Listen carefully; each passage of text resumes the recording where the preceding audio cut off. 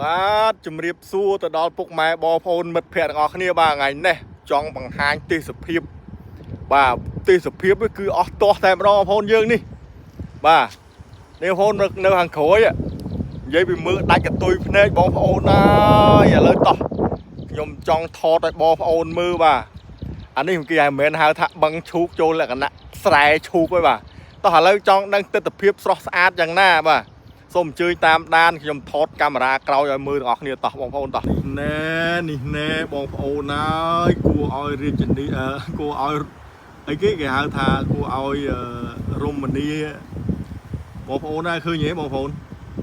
មានលក្ខណៈបឹងបងប្អូនស្រែឈូកតែម្ដងបា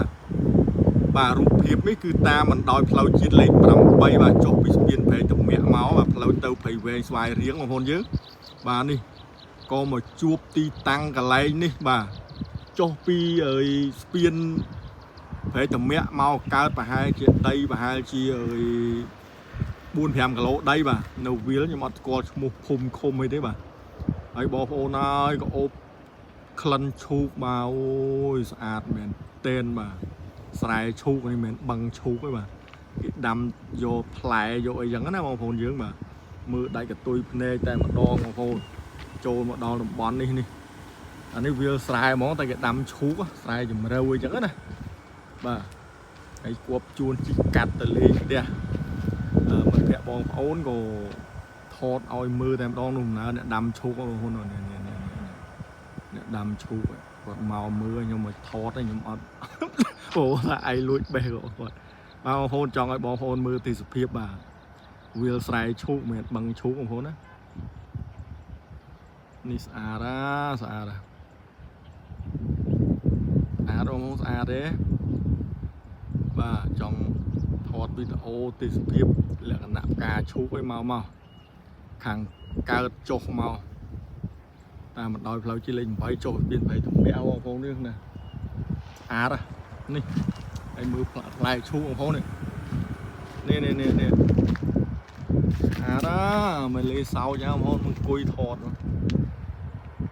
អូអេមកហូមមើលផ្សព្វផ្លែឈូកច្រើនណាស់បាទឃើញទេដុសឲ្យសឹងចង់លឺផ្លូវបងប្អូនឈូកនេះអូអេម៉ាអេមែនតើបងប្អូនអើយបាទស្អាតបងស្អាតទេស្អាតណាស់ណានេះបងប្អូនផ្លែឈូកផ្កាឈូកនេះអេមបងប្អូនអើយមានតែកំពុំមានតែមិនកំពុំមានតែប៉ាងស្អាតមែនតើស្អាតនឹងស្អាតបងប្អូនស្អាតខ្ញុំមើលផ្ទាល់ស្រស់ស្រាយមែនតើបងប្អូនអើយនេះអីហ្មងបាទនោះទៀតឡងខៀវប្រងបងប្អូន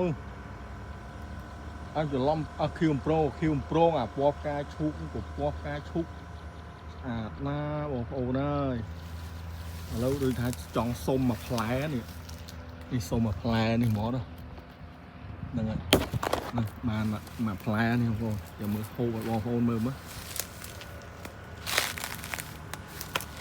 ញ៉ាំយ៉ាងណានេះបងប្អូននេះnày nè êm không nó mình cái chăm giờ ca chú con đâu lầm không nữa